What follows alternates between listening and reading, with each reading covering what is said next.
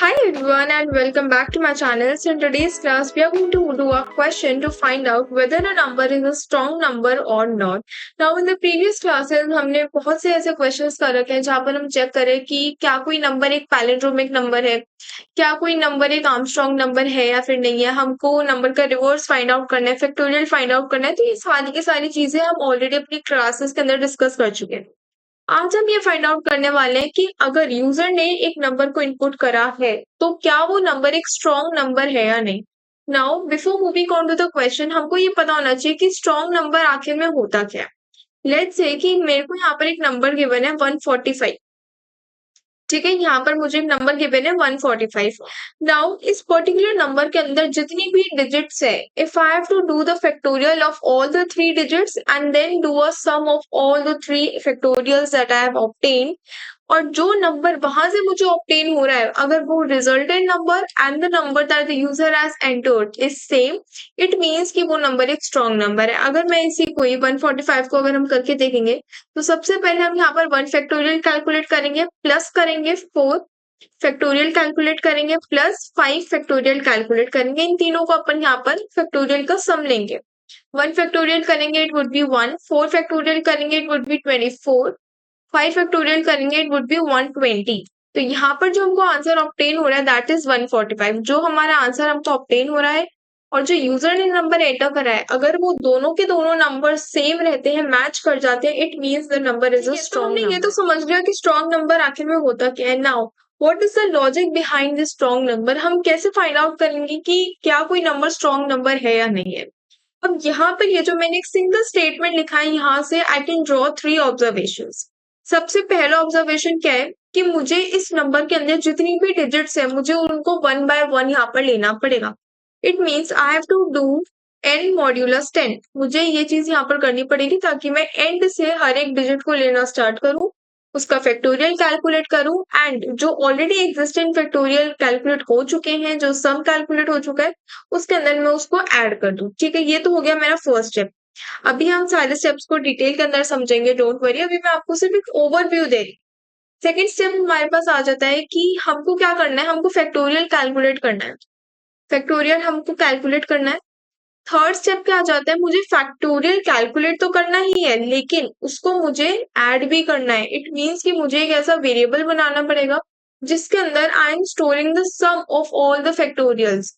Let's say कि मैंने एक वेरिएबल बनाया फैक्ट सम के नेम से, जिसके अंदर मैं सारे के सारे जितने भी फैक्टोरियल है उनको सेव कर रही हूँ। जैसे लेट्स से कि फैक्ट सम हमने यहाँ पर बनाया है, इसका मतलब क्या हो रहा है कि जितने भी फैक्टोरियल्स हैं हम उनको यहाँ पर सम लेने वाले हैं। इनिशियलाइज करते हैं यहाँ पर 0 से, तो लेट्स से कि मैंने यहाँ पर 0 प्लस, अब यहाँ पर मुझे सबसे पहले 5 फैक्टोरियल का आंसर मिलेगा तो मैं इसको ऐड कर दूंगी। So the answer would be 120। अब 120 से इसकी वैल्यू जो फैक्ट सम की वैल्यू है ये यहाँ पर अपडेट हो जाएगी। जब हम सेकेंड आइटरेशन की बात करेंगे, क्यों आइटरेशन क्यों करना है, क्योंकि मुझे यहाँ पर बार बार हर एक डिजिट को लेना पड़ेगा, तो इसलिए आइटरेशन यहाँ पर मस्ट है। सेकेंड टाइम जब मैं डिजिट लूंगी दैट वुड बी 4 फैक्टोरियल। तो जब मैं इसका एडिशन करूंगी तो इसका मतलब फैक्ट सम के अंदर ऑलरेडी 120 तो पहले से ही एडेड होगा, प्लस जो अपडेटेड फैक्टोरियल मेरे पास कैलकुलेट होकर आया है दैट वुड बी 24, उसको मैं ऐड कर दूंगी। 144 यहाँ से मिल गया, प्लस 1 फैक्टोरियल कर देंगे इन द नेक्स्ट आइटरेशन तो मेरे पास यहाँ 1 हो जाएगा, दैट वुड बिकम 145। ठीक है, इस तरीके से होगा। फोर्थ स्टेप मेरे पास क्या आ रहा है कि जब मैंने एक पर्टिकुलर डिजिट का फैक्टोरियल कैलकुलेट कर लिया उसके बाद मुझे उस डिजिट को यहाँ से रिमूव करना होगा। सो यहाँ पर हमको इंटीजर डिवीजन को यूज करना होगा। इंटीजर डिवीजन को अपन यहाँ यूज करेंगे। Fifth step and the most important step, मैंने आपसे सबसे पहली लाइन में क्या बोला कि जो यहाँ पर हमको कैलकुलेशन से आंसर ऑब्टेन हो रहा है और जो नंबर यूजर ने यहाँ पर एंटर करा है, if they both are same then only it is a strong number. It means कि यहाँ पर मुझे करना पड़ेगा कंपेयर, हमको यहाँ पर कंपेयर करना पड़ेगा। नाउ अगर आप ध्यान दोगे तो पहले तो n की वैल्यू है 145, उसके बाद सेकेंड आइटरेशन में n की वैल्यू मेरे पास 14 हो जाएगी, फिर करूंगी तो n की वैल्यू 1 हो जाएगी, लास्ट के अंदर n की वैल्यू मेरे पास 0 हो जाएगी। इट मीन्स कि मेरे n की वैल्यू बार बार चेंज हो रही है। इट मीन्स कि मुझे n की वैल्यू को कोई एक टेम्पररी वेरिएबल बनाना होगा, उसके अंदर जाके n की वैल्यू को स्टोर करवाना होगा। ताकि मेरे एंड तक, जब तक मैं प्रोग्राम को एंड नहीं कर देती तब तक मेरे एंड की वैल्यू मेरे पास reserve. This is the overall flow of the code कि हमारा कोड किस तरीके से काम करने वाला है। अब यहाँ पर हम अपना कोड भी लिख लेते हैं। तो सबसे पहले तो देखो हम यहाँ क्या करने वाले हैं, हम एक नंबर को इनपुट करवाएंगे यूजर से। It should be N integer.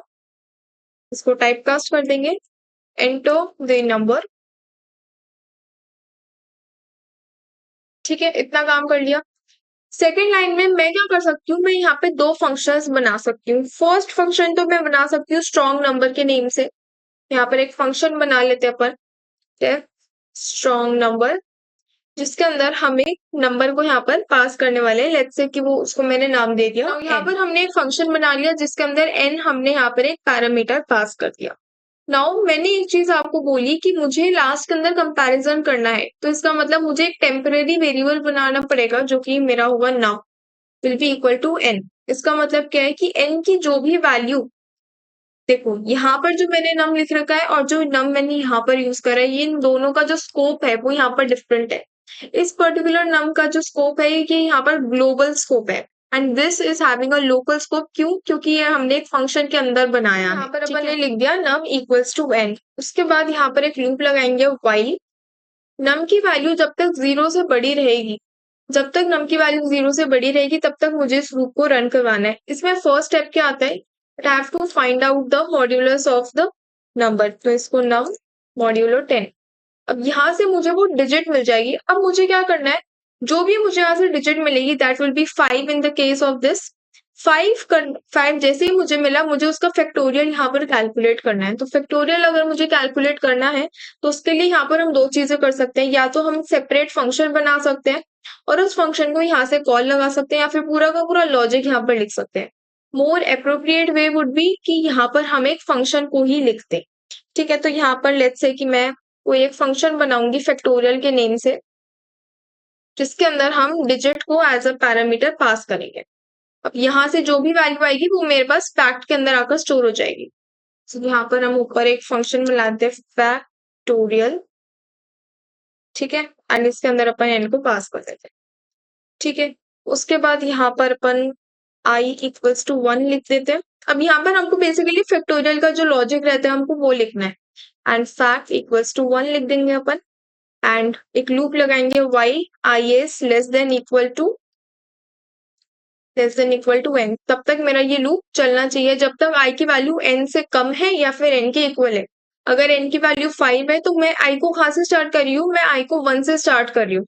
सो 1 2 3 4 5 5 बार ये लूप यहाँ पर एग्जीक्यूट होने वाला है and fact equals to fact multiplied by i। उसके बाद अपन लास्ट के अंदर क्या करने वाले हैं, इंक्रीमेंट करेंगे। i की वैल्यू को यहाँ पर इंक्रीमेंट कर देंगे बाय 1 एंड लास्ट में जाकर अपने फैक्ट को यहाँ पर रिटर्न करवा देंगे। ठीक है, अब यहाँ पर सिंपली काम क्या हो रहा है, यस यहाँ से जैसे ही हमने इस फैक्टोरियल को कॉल लगाया यहाँ पर मेरे पास एक डिजिट आ चुकी है। उस डिजिट को मैंने एज अ पैरामीटर यहाँ पर भेजा। आई की वैल्यू 1 से इनिशियलाइज हुई, फैक्ट की वैल्यू 1 से इनिशियलाइज हुई। 1 से इनिशियलाइज क्यों करें, क्योंकि यहाँ पर हम इसको मल्टीप्लाई करने वाले। यहाँ पर हमने अपनी कंडीशन स्पेसिफाई करी, fact is equal to fact multiplied by i. Fact की जो प्रीवियस वैल्यू थी that is 1 in this case, 1 multiplied by आई।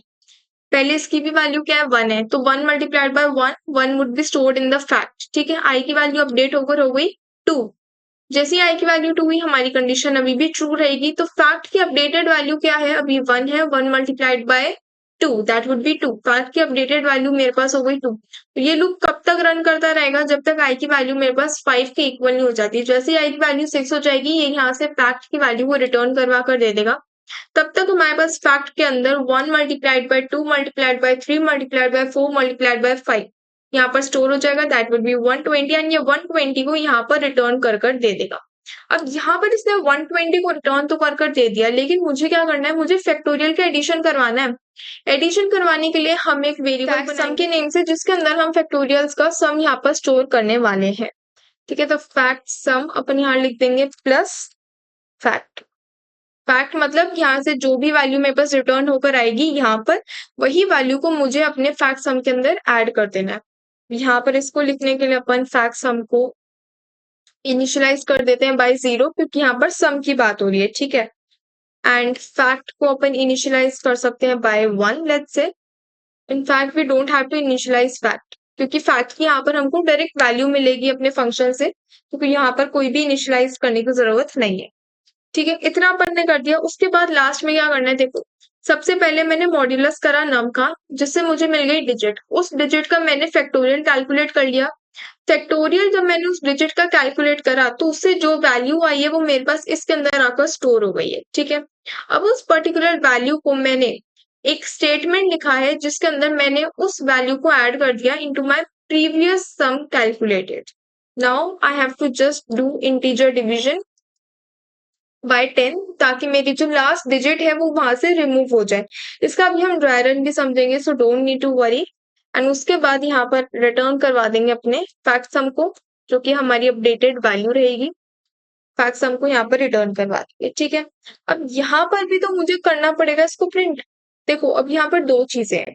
दो चीजें क्या रहती है, अगर मैं यहाँ से वैल्यू को रिटर्न कर रही हूँ, इट मीन्स कि यहाँ पर भी कोई वेरिएबल होना चाहिए जो उस वैल्यू को अपने अंदर स्टोर करवा ले। तो लेट्स से कि मैं यहाँ पर भी एक वेरिएबल बना लेती हूँ, फैक्टोरियल सम के नेम से बना लेते हैं, is equals to strong number. And इसके अंदर अपन अपना पैरामीटर पास करेंगे नम। तो यहाँ से ये जो वैल्यू है इसमें जो भी हम एंटर करेंगे वो वैल्यू यहाँ जाएगी एंड वो अल्टीमेटली मेरे पास यहाँ पर रन कर जाएगी, ठीक है। लास्ट के अंदर जब मैंने ये सब कुछ काम कर लिया, मेरे पास फैक्टोरियल सम के अंदर यहाँ पर वो वैल्यू आ गई। मेरे पास अब क्या काम बचा है कि मुझे कंपैरिजन करना है। कंपैरिजन किसका होना चाहिए, फैक्टोरियल सम का और इस पर्टिकुलर नंबर का जो भी यूजर ने एंटर करा है। तो उसके लिए we can write if factorial sum is equals to num. In that case, we can print the number is a strong number. ठीक है, और अगर ऐसा नहीं होता है तो एल्स पार्ट में अपन लिख सकते हैं the number is not a strong number. Fine, एक बार अपन इसको एग्जीक्यूट करवाते हैं, save and refresh. Enter the number, let's say I am entering 145 only. मेरे पास प्रिंट होकर आया the number is a strong number. Let's say कि मैं कोई और नंबर यहाँ पर एंटर कर रही हूँ, लेट्स से 120, तो यहाँ पर आ जाएगा the number is not a strong number. In fact हमारे पास जो 1 एंड 2 रहता है वो भी हमारे पास एक स्ट्रॉन्ग नंबर रहता है। क्यों, अगर 2 का फैक्टोरियल करोगे तो आपको क्या मिलने वाला है, 2 into 1 that means 2 only. 1 factorial करोगे तो भी आपको 1 ही मिलेगा। तो इस तरीके से ही हमारा कोड काम कर रहा है, ठीक है।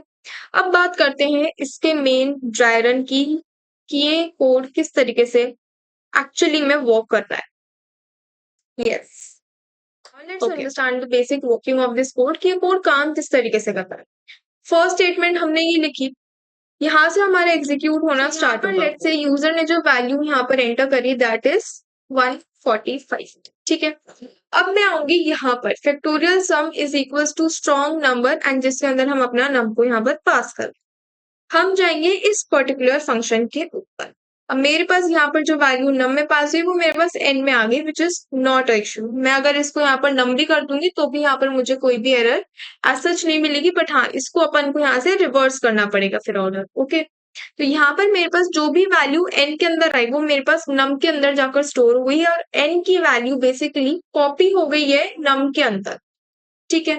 फिर हमने यहाँ पर एक फैक्टोरियल फैक्ट सम के नाम से एक वेरिएबल बनाया है जिसको हमने यहाँ पर 0 से इनिशियलाइज करा है।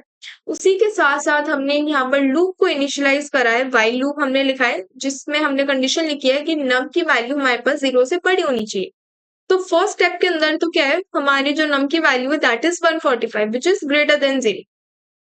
फर्स्ट स्टेप को जैसे हमने एग्जीक्यूट करा, यहाँ से मुझे मिल गई 145 मॉड करेंगे 10 में तो यहाँ से मुझे मिल जाएगी अपनी डिजिट दैट इज 5। मुझे मेरी लास्ट डिजिट यहाँ से मिल जाएगी 5, ठीक है। फिर हमने लिखा fact is equals two factorial and उसके अंदर हमने अपनी डिजिट को एज अ पैरामीटर पास करा है। डिजिट को जैसे ही यहाँ पर हमने एज अ पैरामीटर पास करा है, डिजिट क्या है मेरी 5, तो मेरे पास यहाँ पर क्या पास हुआ, 5 पास हुआ। यहाँ पर क्या आया, 5 आया। अब फैक्टोरियल का लॉजिक काम करें, 1 से इनिशियलाइज करा, फैक्ट को अपन ने 1 से इनिशियलाइज करा, ठीक है। वाइल लूप अपन ने लगा दिया, fact is equals to fact multiplied by अपन ने यहाँ पर करा है आई। फैक्ट की इनिशियल वैल्यू क्या है 1, यहाँ पर अपन फैक्ट लिखेंगे, फैक्ट की इनिशियल वैल्यू क्या है 1 मल्टीप्लाइड बाय आई की इनिशियल वैल्यू 1। तो फैक्ट के अंदर अभी क्या है 1 आकर यहाँ पर स्टोर हो जाएगा, तो फैक्ट की अपडेटेड वैल्यू क्या हो गई है यहाँ पर 1। फैक्ट की अपडेटेड वैल्यू मेरे पास हो गई 1। अब हमने करा आई का इंक्रीमेंट, आई का इंक्रीमेंट कर दिया, आई की वैल्यू पहले 1 थी, अब क्या हो गई है 2 हो चुकी है। वापस से कंडीशन पे जाएंगे, कंडीशन इज ट्रू ऑल्सो, तो यहाँ पर हम आएंगे फैक्ट इक्वल्स टू फैक्ट की previous value, that is updated value जो रहेगी हमारे पास 1 मल्टीप्लाइड बाय 2। तो फैक्ट के अंदर अब 2 आके स्टोर हो जाएगा, आई की वैल्यू वापस से इंक्रीमेंट ओवर हो गई 3, वापस से हमारी कंडीशन ट्रू है, so it would be fact equals to 2 multiplied by 3, it would be 6। ठीक है, फैक्ट की अपडेटेड वैल्यू क्या हो गई 6 हो गई। इसी तरीके से फैक्ट को अपन मल्टीप्लाई करेंगे, 6 multiplied by 4 that would be 24, and 24 को फिर अपन 5 से मल्टीप्लाई करेंगे, जिसका आंसर हमको यहाँ पर मिल जाएगा 120। अब जैसे ही आई की वैल्यू यहाँ पर 6 हो जाएगी, 6 जैसे ही इसकी वैल्यू हुई वैसे ही हम इस पर्टिकुलर लूप से एग्जिट कर जाएंगे, एंड फैक्ट की जो अपडेटेड वैल्यू अभी तक स्टोर हो चुकी है दैट इज 120, तो वो हम यहाँ से रिटर्न करवा देंगे किसके अंदर, इस पर्टिकुलर फैक्ट के अंदर। यहाँ पर हम जो फैक्ट यूज कर रहे हैं एंड यहाँ पर जो फैक्ट यूज कर रहे हैं, दीज बोथ आर डिफरेंट। यहाँ पे ये जो फैक्ट है ये इस पर्टिकुलर फंक्शन तक काम करेगा और ये फैक्ट इस पर्टिकुलर फंक्शन के अंदर काम करेगा, दोनों की वैल्यूज अलग है।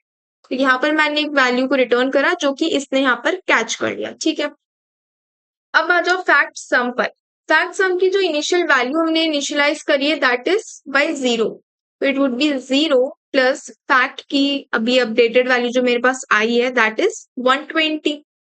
तो मेरी अपडेटेड वैल्यू क्या हो गई इसकी, फैक्ट सम की 120 हो गई। ठीक है, नाउ इंटीजर डिवीजन अपन ने करा बाय 10, तो इसका मतलब मेरे पास जो 5 था, 5 को मैंने यहाँ से अब रिमूव कर दिया, अब मेरे पास यहाँ पर 5 नहीं बचा। अब जो मुझे अपडेटेड वैल्यू मिल मेरे पास यहाँ पर नहीं बचा। अब आ जाओ अपन के सेकेंड स्टेप पर। सेकेंड स्टेप में क्या हुआ, यहाँ पर हम ने कंडीशन चेक करी, मुझे यहाँ पर 4 मिलेगी एज माई लास्ट डिजिट। ठीक है, मेरे को यहाँ पर 4 मिलेगी एज माई लास्ट डिजिट, तो 4 वापस से जाएगी इस डिजिट के अंदर, फैक्टोरियल ऑफ डिजिट के अंदर जाएगी, एंड इसका भी फैक्टोरियल यहाँ पर कैलकुलेट होगा विच इज 24। तो ये अब वैल्यू मेरे पास यहाँ पर आ जाएगी। Fact sum is equal to fact sum plus fact. अब यहाँ पर क्या हो रहा है, फैक्ट सम की जो प्रीवियस वैल्यू थी दैट वाज 120 प्लस 24, अभी जो मेरे पास वैल्यू आई है that is 24, and integer division की मदद से अपन यहाँ से 4 को भी डिलीट कर पाएंगे। ठीक है, अब मेरे पास जो नंबर बचा है, नंबर मेरे पास सिर्फ 1 बचा है, क्योंकि 5 को भी हम एलिमिनेट कर चुके हैं एंड 4 को भी अपन एलिमिनेट कर चुके हैं। नाउ 1 इज ग्रेटर देन 0, तो अभी एक और बार हमारा ये लूप रन करेगा। ठीक है, तो यहाँ पर अपन ने क्या करा, डिजिट अपन को मिल गई यहाँ पर 1, fact equals two factorial of 1 करेंगे, तो यहाँ पर वैसे अपन को एक कंडीशन लिखनी चाहिए थी कि अगर फैक्टोरियल ऑफ 0 आ जाता है, 0 तो वैसे आएगा नहीं क्योंकि हमारी ये कंडीशन यहीं पर ही फॉल्स हो जाएगी, लेकिन अगर फैक्टोरियल ऑफ 1 आ जाता है तो in that case we are simply returning 1 instead of performing all these steps again and again. तो वो एक स्टेप है जो कि आप अपने कोड के अंदर इम्प्लीमेंट करोगे, तो यहाँ पर ही हमको 1 रिटर्न कर देगा।